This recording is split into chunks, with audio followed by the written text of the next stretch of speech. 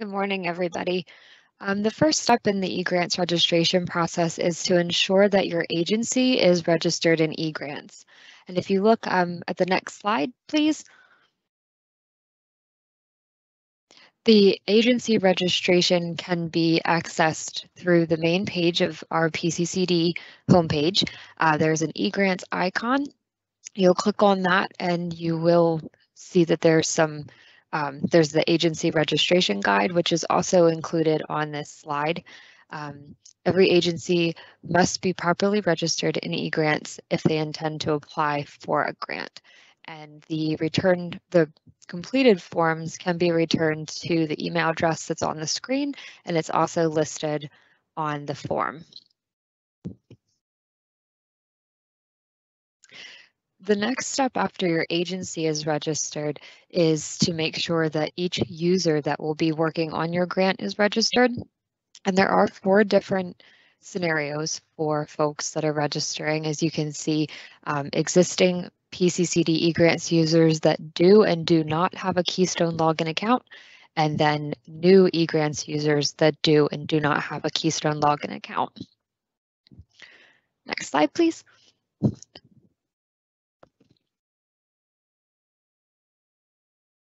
For a step-by-step guide to the registration process, you will start at the PCCD homepage. You'll look for the funding icon and the link for school safety and security application and administration guides. There is a user registration walkthrough. Again, the link is included on this slide, and that will take you through each scenario that we just discussed on the previous page. So again, it depends on your situation with eGrants as to which guidance you're going to follow.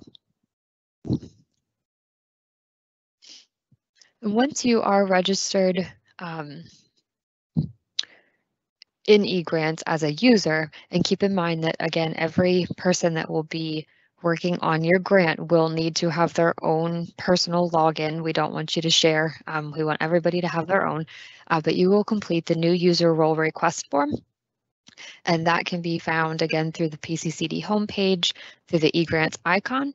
And that form is used to establish all necessary roles for your access. So it is like security roles to be able to access that grant. And also keep in mind when you do these forms, you can specify specific grants down the road when you might have a couple, if you have a couple more grants in the system, you can kind of pick and choose which ones you would have access to. And again, those completed forms will be returned to the resource account on the screen. Next slide.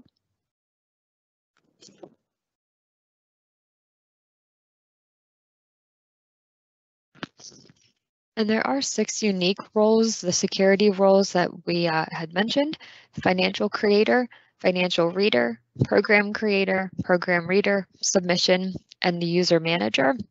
And there is a brief description of each of those. For example, the submission role, that is needed to actually be able to submit the grants or to submit the applications, modifications, all that stuff in eGrants. If you do not have that role, you would not be able to actually click submit. The user manager, for example, can manage user roles for the agency's grants. So giving access to other users to what they can and cannot do on the grant. But again, this person would still need one of the other 5 roles if they would be doing any other duties on the application. Next slide. Thank you. And just again, every agency must register at least 2 users in order to complete their grant application.